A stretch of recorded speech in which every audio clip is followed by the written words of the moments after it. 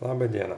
Šiandien video spinta jums norėtų parodyti keletą kramtukų skirtų mažyliams, kada niežti dantenas, kada norisi pasikasyti. Tai ganėtinai jautrus momentas yra ir kramtukai turėtų būti iš tikrųjų įvairių paviršių, kad būtų mažylių ir malonu juos pakramtyti, ir malonu pažaisti.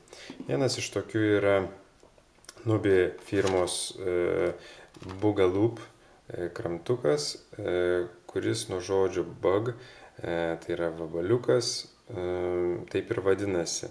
Iš tikrųjų jisai yra įvairiaspalvis, kaip matosi, yra ir boružytė, ir drugelis, ir bitutė, ir dar kažkoks tai vabaliukas. Iš tikrųjų įvairiaspalvis ir turintis skirtingus paviršius su taškiukais, su pailgais rombiukais, lygus ir jie ganėtinai minkšti yra.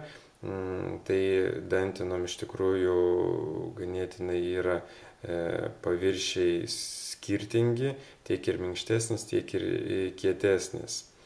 Tai iš tikrųjų ne tik ir kramtukas, tai ir gali būti kaip ir žaisliukas, nes tai yra lavina vaiko ir sensoriką, beliečiant skirtingus paviršius.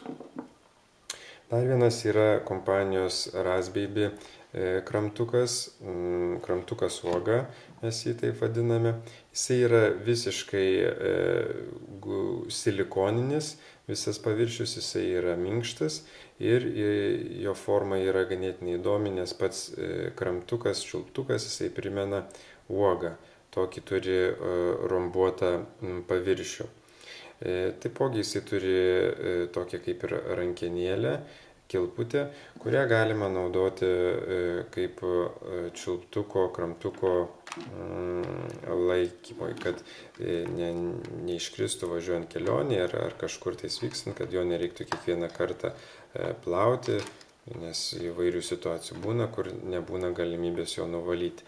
Tai tiesiog užnėrus kilputę galima turėti šaunų laikiklį, kurį prisegus prie drabužėlių mažylis jo nepames. Tai šiam kartui būtų tiek.